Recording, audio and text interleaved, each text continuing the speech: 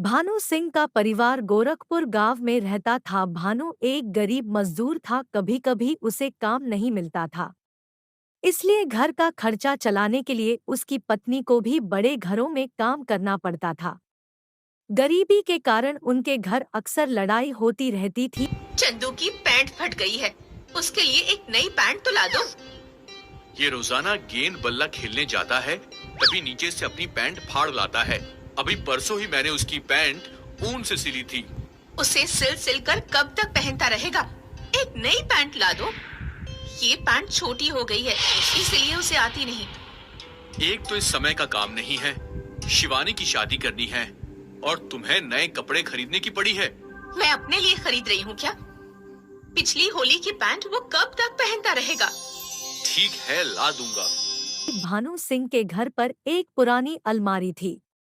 गीता जब भी सफाई करने के लिए उस अलमारी को हटाने की कोशिश करती तो भानु उसे रोक देता। यह अलमारी मेरे पूर्वजों की एकमात्र निशानी है। इसे भगवान के लिए जैसी रखी है वैसे ही रखी रहने दो।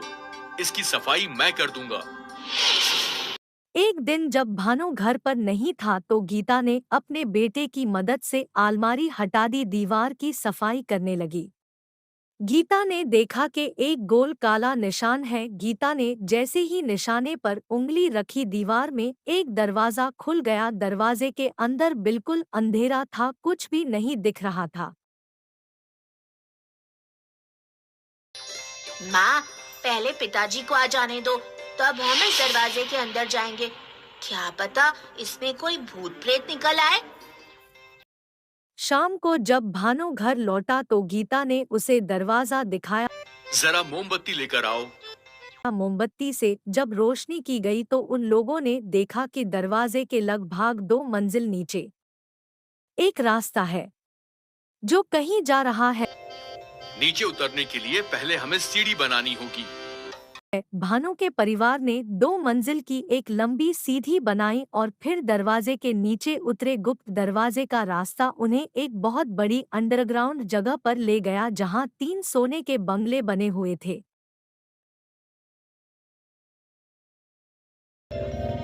विश्वास नहीं होता कि जमीन के अंदर इतने बड़े 3 बंगले हो सकते हैं। इनकी चमक तो अद्भुत है, सोने जैसे चमक रहे हैं। भानु के परिवार ने तीनों बंगलों के अंदर जाकर देखा। बंगले के अंदर हर चीज सोने की थी। सोने की बर्तन, सोने की चारपाई, सोने का दरवाजा, सोने का सोफा।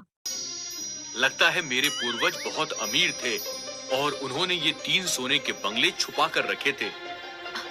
अब हमें क्या करना चाहिए? क्या हम इन तीनों बंगलों को बेच दें और अमीर बन जाए? नहीं, ऐसा करना बेवकूफी होगी। अगर हमने बाहर किसी को बताया कि हमारे पास 3 सोने के बंगले हैं, तो गांव के बड़े बड़े जमींदार हमसे किसी तरह ये बंगले छीन लेंगे। बाहर से हमें ऐसे ही गरीब बने रहना होगा। इन बंगलों का सोना हम धीरे धीरे इस्तेमाल करेंगे। शिवानी बिटिया को नानी के घर से बुला लो, उसकी शादी का इंतजाम हो गया है। और तुम काम पर जाना बंद कर दो। सिर्फ मैं काम पर जाता रहूंगा ताकि गांव में किसी को शक न हो।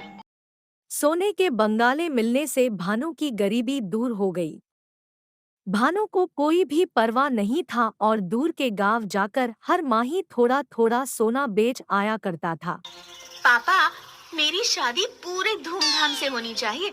इतनी शानदार शादी करो कि पूरा गांव देखता रह जाए। बेटी, अगर हमने ज्यादा खर्च किया तो गांव के लोगों को शक हो सकता है और हम मुसीबत में फंस सकते हैं।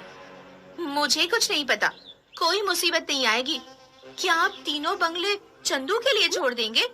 मेरी शादी एक ही बार होनी है, तो फिर उसमें कंजूसी क्यों?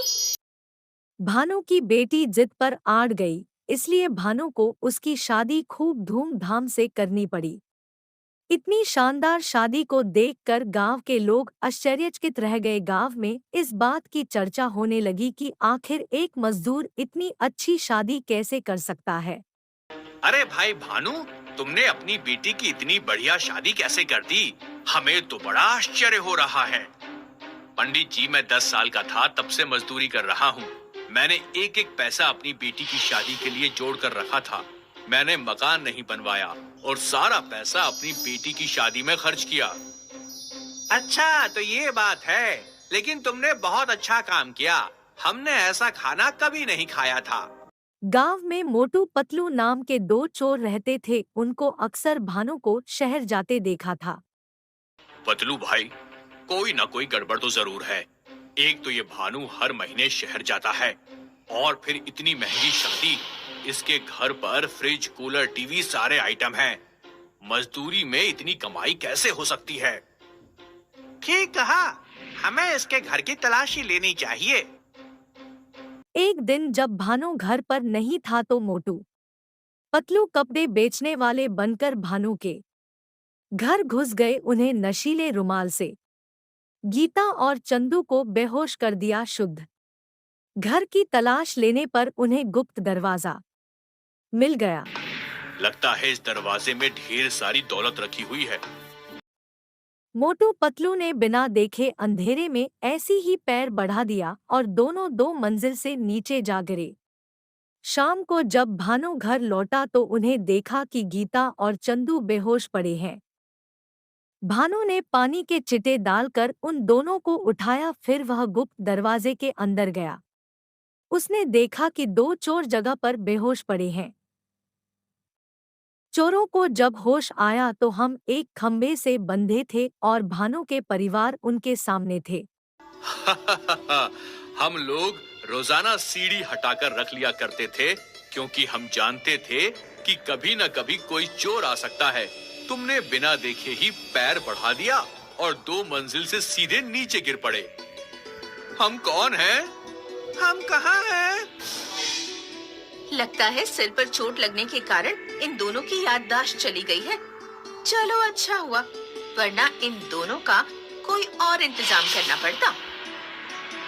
भानु दोनों चोरों का हजारों किलोमीटर दूर जाकर शहर के एक अस्पताल में भर्ती करके घर वापस लौटता है और खुशी खुशी अपना जीवन बिताने लगता है।